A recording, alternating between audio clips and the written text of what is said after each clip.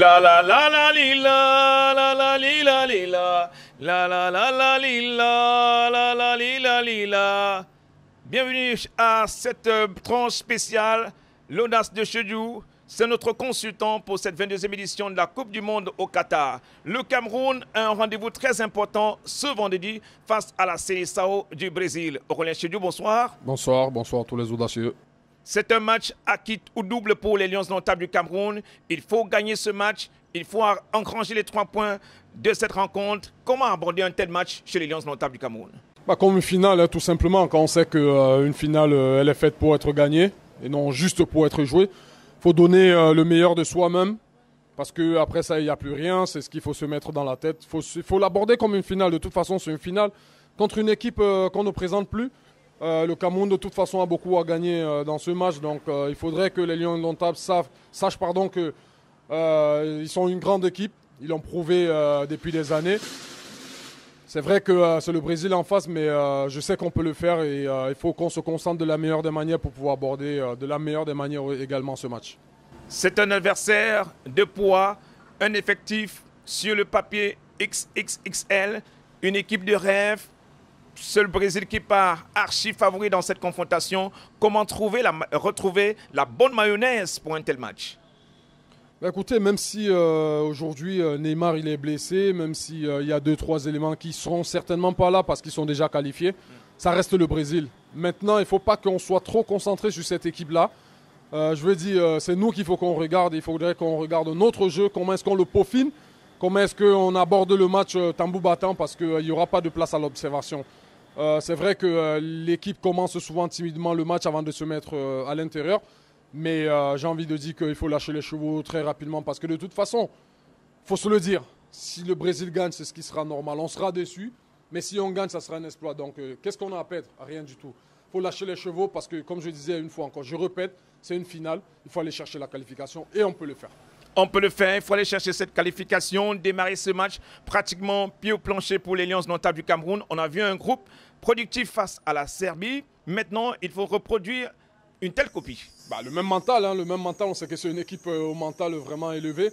On a vu quand ils étaient menés 3-1, l'entrée d'Aboubakar, l'entrée d'autres éléments qui ont fait en sorte que voilà, tout soit boosté et qu'on se dise que voilà, on est quand même les Lions Indomptables, même si c'est la Serbie en face. On ne se laisse pas ridiculiser. On montre qu'on a vraiment des valeurs à faire valoir. Et c'est ce qu'ils ont montré sur la fin. Vous savez, être mené 3-1 comme ça et revenir, il faut leur dire chapeau. Donc il faudrait qu'ils se concentrent dessus, qu'ils voient ce qui a été, ce qu'ils ont fait, parce qu'il faut le valoriser ce truc-là. Revenir comme ça dans un tel match, alors que si c'était fini, comme ça, c'était mathématiquement fini pour nous. Revenir dans un tel match comme ça, même si je vous l'accorde, c'est le Brésil en face, parce que derrière ça va aussi aller. On a des éléments, on a des gens qui peuvent répondre à tout ça. Et puis voilà, il faut s'appuyer sur ce qu'on a montré contre la Serbie pour pouvoir aborder ce match de la meilleure des manières. Il y a notre fighting spirit. Il y a notre Hemley à la camerounaise, mais maintenant sur le plan tactique, sur le plan technique, il faudra démontrer qu'on a les arguments à faire valoir. Quelle peut être la touche audacieuse de Rigobert Song dans un tel match? Reproduire, relancer les mêmes hommes ou alors revoir sa copie? Que ce soit les mêmes hommes ou pas, on ne le saura jamais parce que c'est lui qui est l'entraîneur. Mais ce qu'on peut dire, quels que soient les joueurs qui seront sur le terrain demain, c'est d'abord ce que vous avez dit. Vous le dites peut-être en passant, mais le Hemley, c'est très important. Vous savez, ces Brésiliens, ils n'aiment pas quand on leur marche dessus, dans le bon sens du terme. Ils n'aiment pas quand on est agressif, dans le bon sens du terme. Et je pense que ce serait peut-être la différence demain, l'agressivité des footballeurs camerounais face aux Brésiliens qui fera la différence. Il faudra faire la différence, mais surtout marquer, aller les chercher sur le plan défensif aussi, savoir garer le bus, savoir fermer la boutique. Bien sûr, et puis il faut se dire que la défense n'est pas histoire de 4 personnes ou bien de 4 personnes et plus 2 défensifs. C'est tout le monde, ça veut dire que ceux qui jouent devant, il faudrait qu'ils se replacent très rapidement dans notre moitié de terrain pour que les Brésiliens ne puissent pas avoir de l'espace pour mieux s'exprimer. Donc il ne faut pas laisser cette équipe jouer, il faudrait que tout le monde défende et que tout le monde attaque. Allez, pour certains spécialistes du football sud-américain, c'est une équipe brésilienne qui est très ennuyeuse depuis le début de cette Coupe du Monde. On peut dire que c'est une réaction ou alors un comportement un peu trompe-œil. Disons qu'ennuyeuse, s'ils ont dit ennuyeux, pour moi, j'aimerais bien avoir une équipe ennuyeuse comme le Brésil. Mais il faudrait qu'on commence le match avec beaucoup de respect parce qu'il ne faut pas oublier tout ce qu'ils ont gagné. Mais avoir peur, non. Moi, je dis qu'il faut le pousser à la faute. Il faut leur mettre de la pression. Si on sent qu'ils sont dans un mauvais jour, il faut aller les chercher, mais derrière, il va falloir que ça suive.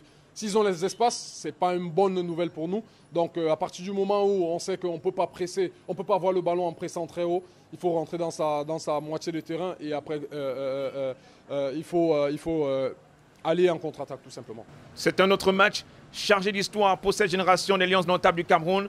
En 2014, le Brésil avait marché littéralement sur le Cameroun. Cette fois-ci, en 2022, il faudra écrire une autre histoire. Bien et qu'elle soit belle plutôt pour le Cameroun. Bien sûr, il faut écrire son histoire et on l'espère tous. Hein, on l'espère du sud au nord, de l'est à l'ouest. On espère que ça sera très belle et que demain on pourra sourire. Mais je pense que le groupe qu'on a maintenant là, malgré tout ce qui s'est passé, est concentré sur le match et que ce groupe va répondre de belle manière. On espère qu'ils vont répondre de belle manière et que le Cameroun va engranger les 3 points de cette 3e et dernière journée de ce groupe G. Aurélien Chediou, merci beaucoup. Merci à vous. Bonne soirée. Continuez à nous suivre sur nos pages YouTube et Facebook Radio Audace.